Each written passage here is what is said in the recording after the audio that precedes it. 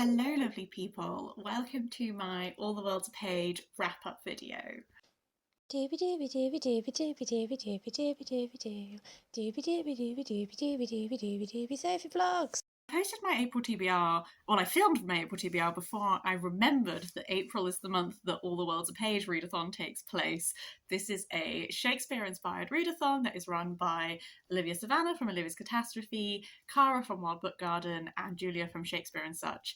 And I had a really fun time taking part in this last year, and then I looked at the prompts for this year and it was like a build your own adventure kind of Shakespeare play kind of thing. So what I have done is that I took the TBR that I had already made for April and I have adjusted it to fit some of the prompts and I have built my Shakespearean play. So I just thought I would go through the prompts that I chose and tell you what I read for them. How this works is that essentially, like, different aspects of the play, like the characters, the setting, the type of play, that kind of thing, like, you picked the prompt and then that sort of builds your play. So I have the prompts on my laptop so that I don't forget them because I'm a forgetful bean. And I'll just go through them. So with picking your protagonist, you could either pick one protagonist, which is one prompt, or you could pick two protagonists and have them as the lovers. I've gone for that second option, and my pairing, I'm interested in. So the two characters that I have ended up with are Lady Macbeth and Mercutio, which I'm not gonna lie, I feel like I would watch that play. In my mind, I've sort of branded it as like Lady Macbeth, goal orientated, very focused, ready to wreak vengeance. Mercutio goes out a plague upon both your houses. I've envisaged something whereby, like, Lady Macbeth is helping Mercutio wreak bloody vengeance. So we're very much bringing the worst out of both characters, but I'm kind of hyped about it. So the prompt for Lady Macbeth was read a book for a project slash goal. Technically, all of these are for a project slash goal because the goal was to read the books that people had lent me. The book I have chosen for this is No Future Without Forgiveness by Desmond Tutu. I've previously read some Desmond Tutu. I forgot the name of it in my TBR, but it was In God's Hands, which was his book that he wrote for Lent one year that was very much to do with his faith and spirituality and that kind of thing. This is about the period of South African's history after, during and after when apartheid was abolished, and the process that happened about how do you bring justice, what does that look like. So he was part of the Truth and Reconciliation Committee. This book talks about his experiences as part of that committee. So a lot of what they did was they took this approach that you could be pardoned for your crimes if you went on trial and pled guilty to them, and shared all of those details out loud. It was very much like if you continue to deny that the crimes you committed were real, then you can be persecuted. But if you go through this trial process and it's like giving an opportunity for the airing of things and for truth to come out where truth otherwise might never be known. As you can imagine, this was a very hard-hitting book. So there are two moments of this specifically that I think will stay with me forever. I won't go into them, but I did post them on my Goodreads reading update because they really emotionally hit me. This is a very morally complex topic, and it is one of those topics that you never really know what the best way to deal with stuff is until you are in the process of having to go through it. So I feel like although this is a book that I would say go into with an awareness of that and like read it in the spaces when you can deal with that, I'm really glad I did read it. I didn't rate it because I don't think it's the type of text that is very, like, I wouldn't want to rate this experience. There's definitely a few moments that I think I potentially have slightly contrasting opinions to Desmond Tutu. One example of this is that I think that because of his personal friendship with Winnie Mandela, he's actually quite forgiving of her actions in a way that I, as a complete outsider with no experience, real lived experience, I think is potentially slightly too forgiving. I don't know. I think that there's maybe some clouding of judgment there. So there were a couple of moments like that where, this is a human being who is fallible. So I'm not going to completely I'm not necessarily surprised by that, but definitely there were a few moments where I was like, oh. But yeah, so it was a very, very interesting, very worthwhile read, and I would really recommend it if you're interested in the history of South Africa and how exactly you go from a regime like apartheid and then transition somehow into having a more equitable society. Like, how do you do that without everything just completely disintegrating? Prompt for Mercutio was friend recommendations. So the one I have for this is How to Kill Your Family by Bella Mackie. This was lent to me by someone at work. I didn't really know anything about this going in. We follow Grace, who at the opening chapter, she is in prison and she is sort of writing her recollections, because the opening sort of gambit is that she has committed all of these murders, but the reason that she's in prison is the one crime that she didn't actually do.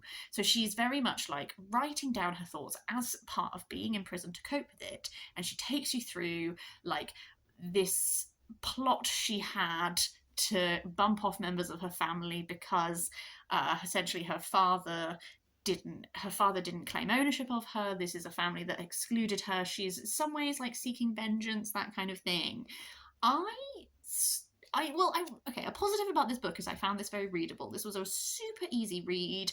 I whizzed through it. So like when it comes to like actual like reading level, I think it's a really accessible book, and I think that's great. I gave this like a 2.5, I think, stars. One thing I struggle with is the voice of Grace. I think it's interesting because I don't need my protagonists to be likable. That is not something that is necessary for me to get on with a book. Indeed, I have read many books where I think the protagonists are terrible people, but I think the books are excellent. One of the reasons why I didn't like Grace in this is that I found Grace to be very off-putting narratively, because she spends a lot of time ripping into any type of person you can imagine. The entire gender of women, fat people, old people, insert any option here. But I was prepared to still enjoy this book whilst disliking Grace. What I struggle with is reading some reviews where people said that Grace was an immensely likable character. We have such different interpretations if that's how you read this book, and that's fine. That's the beauty of reading. But it is wild to me that people read this and they don't go, "Oh, wow, you're a messed up human being." I think that is the same with people who describe this book as funny. I think it's that same type of humor that people get when, like, I don't know, old white men who tell it like it is when actually they're just being like immensely rude and awful, but people are like, it's funny. God, you can't say anything nowadays. Like, that's the type of vibe I got from Grace, which again, not inherently a problem.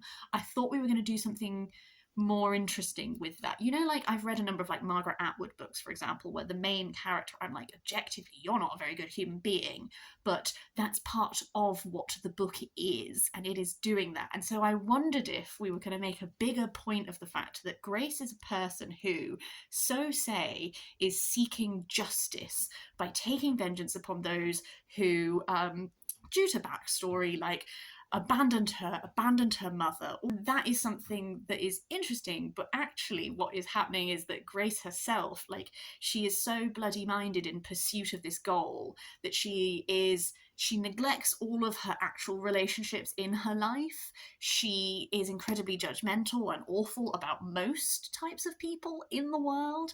And I thought we were going to be making a point about how, like, in this pursuit of vengeance and in this person who has set herself up to be like judge, jury, and executioner, she herself is also creating these ramifications and all that kind of thing. And we didn't really go there. Which is fine. That's not what the book is. That's fine. It's just, I think I wanted a bit more of an engagement with that aspect of Grace. I won't talk about the ending because spoilers, but there is an aspect of the ending that is quite controversial and different reviewers react to it differently. I reacted to it, I think, potentially more neutrally than other people, because to be honest with you, by that point I was just a little bit done with the book, because I found pretty much everyone in this book insufferable, and I had hoped that that would be more of a point than it is. I just think that some of it is heavy-handed as well, like really heavy-handed approach to like class differences in this, which is ironic given that I now know that the writer, like her dad is like her grandfather's like a baron and that kind of thing. So I think again, partly some of this like class conscious commentary that I was intrigued by in the beginning didn't really go anywhere for me personally, potentially just because this is not being written by that class conscious an author. So I don't mean to like fully slam this book because there are enjoyable aspects about it. The narrative tone, I think, has a really distinct voice. And I always really admire that when you come away from a book and you're like, this has a very clear voice and tone that is distinct and defined. And I think that's great. I also think that for example, this is a YA book, and I do think that for that like young adult audience that want to get into reading books that are like narrators who are morally questionable and that kind of thing, like this is a really accessible version of that. It's just for me and my reading tastes, I wanted lots of these threads to go further than they did. But it was a perfectly fun read. I read it nice and easily. And I will certainly have some interesting chats with my colleague when I give it back to her. The antagonist for my play that I chose was Tybalt, which had the prompt of pick impulsively, mood read, random, etc. My mood read book was The Village of Eight Graves by Seishi Yokomizo, which is translated by, I've forgotten which of the translators it is. I will include that in the description down below. There's like, I think 2 translators so far that this series has used, and I can't remember which one it is for this one. This is my third Seishi Yokomizo. He is a classic Japanese crime writer. So from the 3 books I have read, I can say that his books are usually quite bloody. The crimes are usually quite almost on like the gory side. This one was a really interesting one, actually, I think, because this one had almost more of like a little, almost like adventure element to it. Our main character is like telling you this tale that has happened to him, and it all begins with this reveal about his birth, and it turns out that his father, who he never knew, is from this village of the Eight Graves, which has this history backstory to do with it, to do with these samurais who died, and there's supposed to be this big curse. And his father did some terrible things and then disappeared, and that's why he's never known who he is, but he's being adopted back into the family because the family need an heir. But with his arrival back into this village, people start dying again through imbibing poison. And our detective, who is the sort of recurring detective in this series, is present, but is much less present in this novel than in the other 2 that I've read, which was the Honjin Murders and the Inugami Curse. In this one, he takes much more of a backseat, not necessarily in the solving of the mystery, but more in the narrative tale, because we are being told from the perspective of our main character, who is an outsider, who is he's an outsider, so he doesn't know who to trust, so he doesn't willingly go to the detective. A lot of this is sort of him experiencing things and essentially like sort of figuring out who he can bond with, sort of being very deeply confused about what is really happening, but also being suspected because of this heritage that he has. And going with all of this is why I mentioned this like adventure element is because where this novel goes is we end up being like, there's secret passageways, there's like this hidden tunnel system that runs underneath the village, there's this talk of this like missing lost treasure that comes from this like origin myth of this place. And so it is a murder mystery, and you are trying to figure out who is bumping off these people and why, but it is also sort of this adventure-y, like, let's try and find this lost treasure kind of stuff. And that was like a really interesting tonal thing that I actually quite enjoyed. I found our main character interesting. I've already forgotten his name, I'm so sorry. But in some ways he can be very passive. Like a lot of this is like things happen and he's just like, wow, stuff's happening. And then he sort of goes from a very passive start to being like, all in. He's trying to figure out where do these tunnel goes, like what's going on here, and that was an interesting transition. One element that I did really enjoy was very specific, but it was almost like the very like visceral bodily reactions to horror that were experienced in this. It made me think of Gothic literature in that way. Like our main character very frequently just breaks out into sweats when terrifying things are happening. Like his heart palpitates. He's dripping with sweat.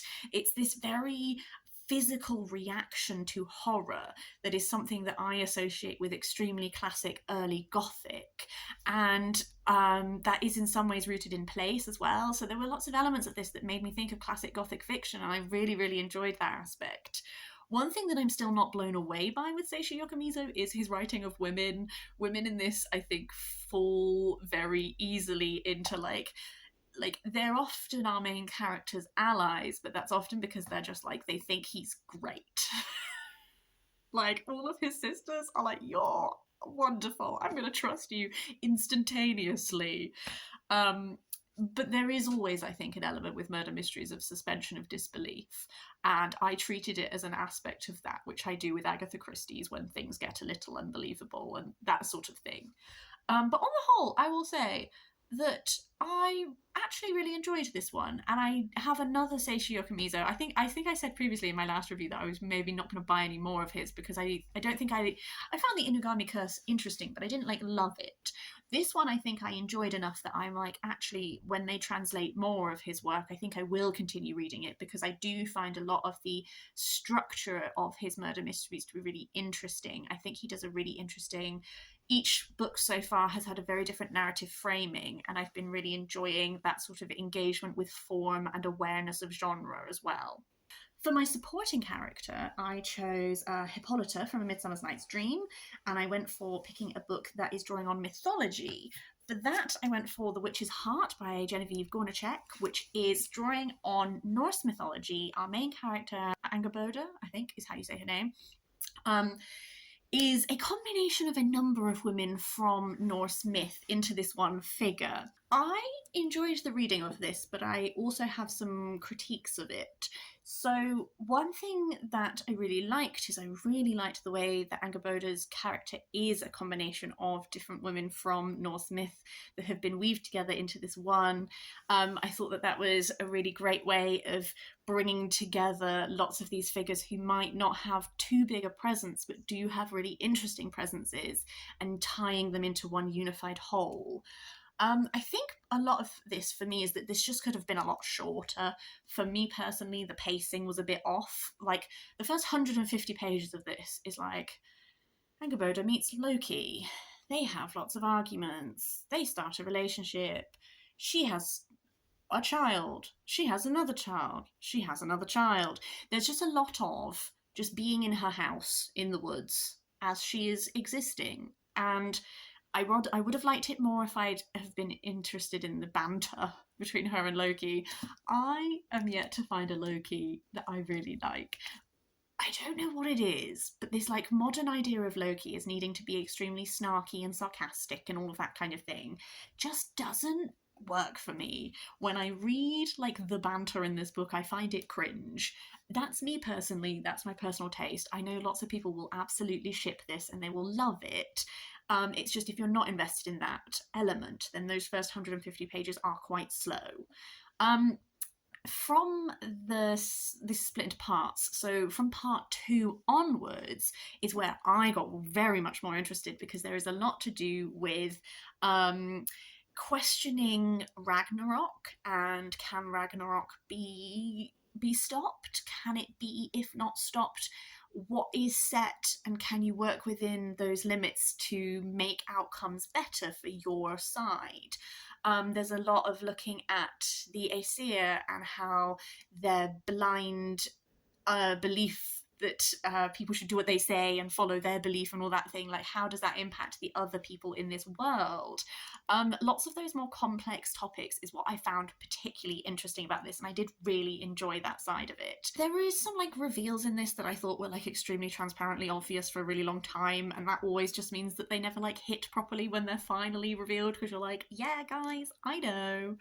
Also, I always think, like, I think maybe part of my feelings about Loki is that this fell a little bit into like lost opportunity with Loki. I don't know. There were like some jokes about how like, oh, he's a man in a dress, and I was like, could we bring more complexity to our interpretation of like gender presentation, interactions with gender, like all of that, like to do with Loki's stories and like bearing a child and all of that kind of thing. I don't know. I enjoyed it. And I again, it's another one that read really nicely. I enjoyed the writing style of it. It does have a little queer aspect to it as well, which I did also appreciate. So there are things that I like about this, but I think again my hopes might have been too high. For my setting, you had to pick the idea is like has X on the cover. So what I went for was something shiny, which meant that my play is set in Alexandria, which I was quite happy about. The book I chose for this was The Untold Story by Genevieve Cogman, which is the, I think, 8th and last for now book in the Invisible Library series. I'm really pleased that there was an opening note from the author that was like, this is the last one for now. I might revisit the world again in the future, because it meant I really could set my expectations for reading this book. It also means that I will talk about this in a spoiler-free manner, so that if you've not read the series, I won't spoil it for you.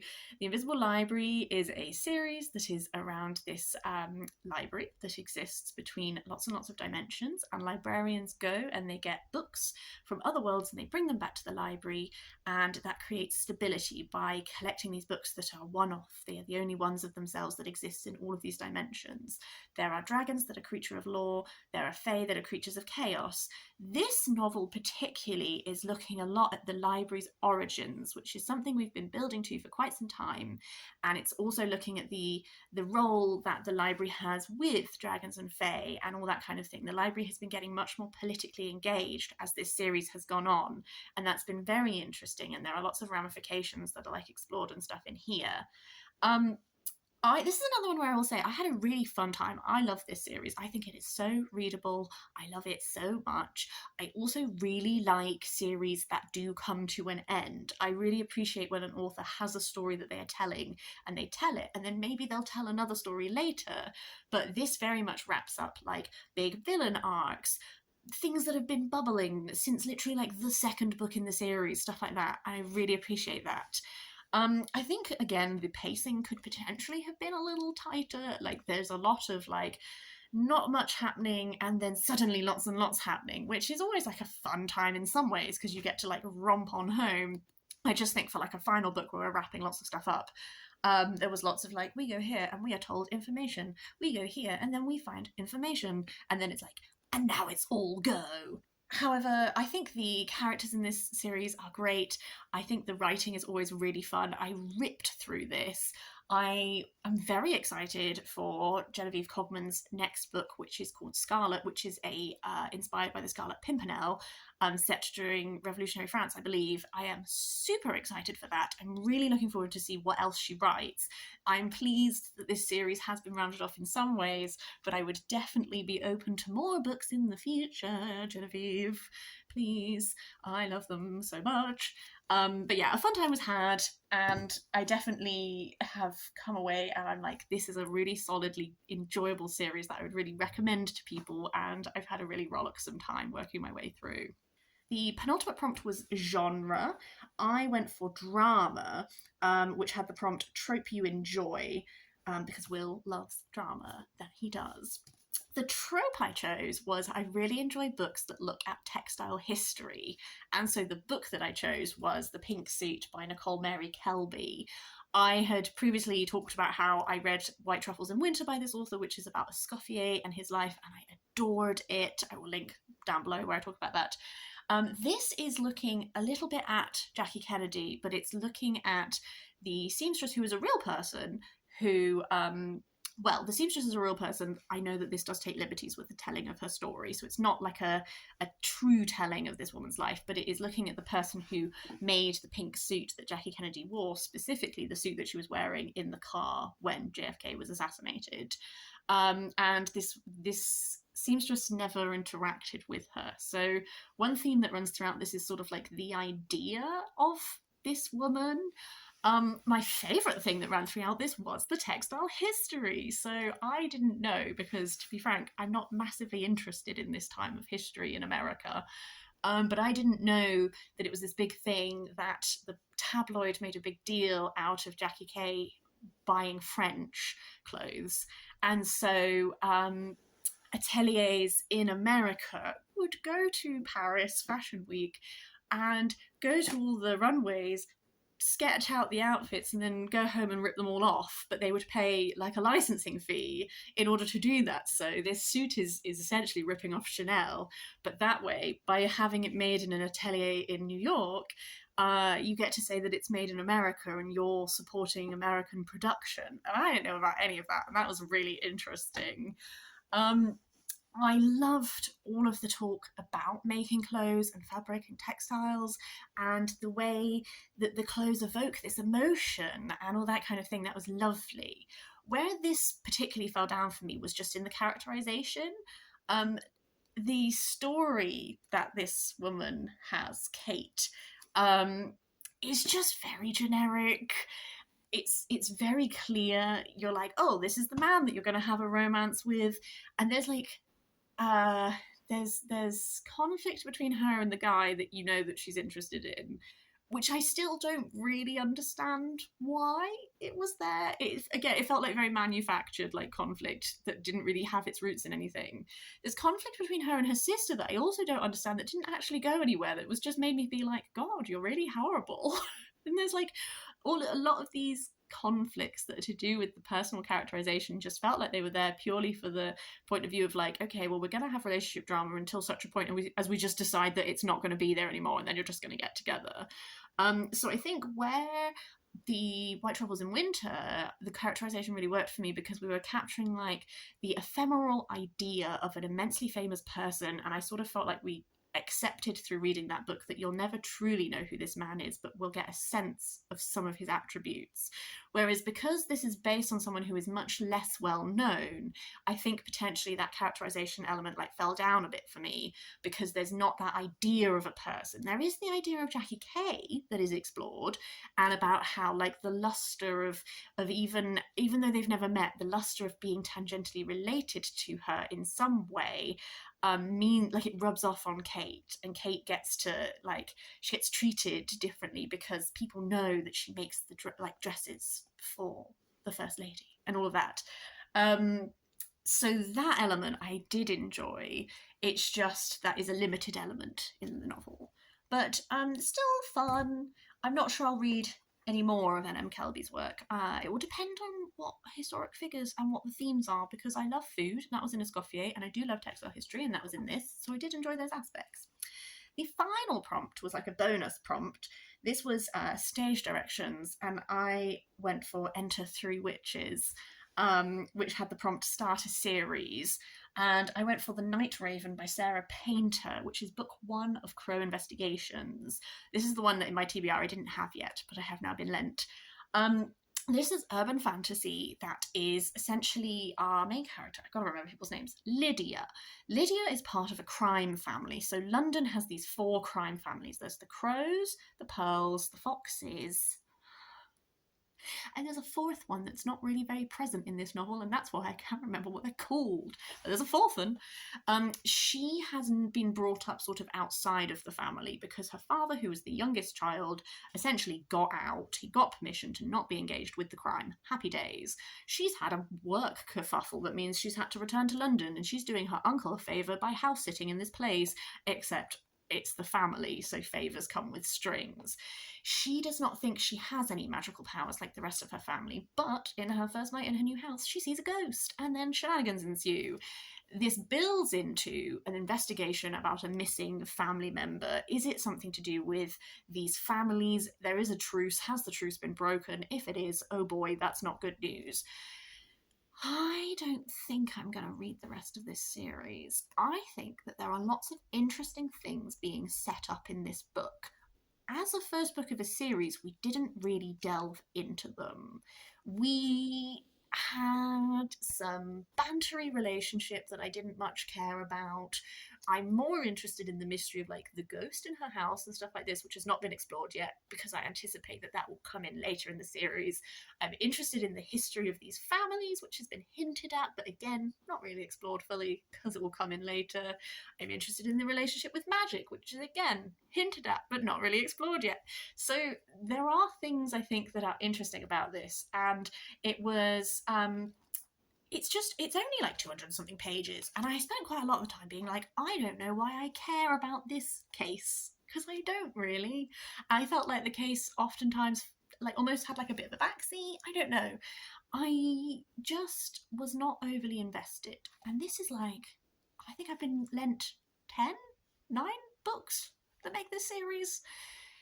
I might give the second one to go, maybe. I read reviews on Goodreads to sort of get a sense of how the series has been like felt, and there was one particular reviewer who echoed a lot of my unsatisfaction with the first book, and so I read their reviews of other books, and they were not massively thrilled with where it all ends up. So now I'm not sure if I will read the rest. I enjoyed it. It was, stop me if you've heard this before, it was a nice, fun, quick read, and I had a good time with it.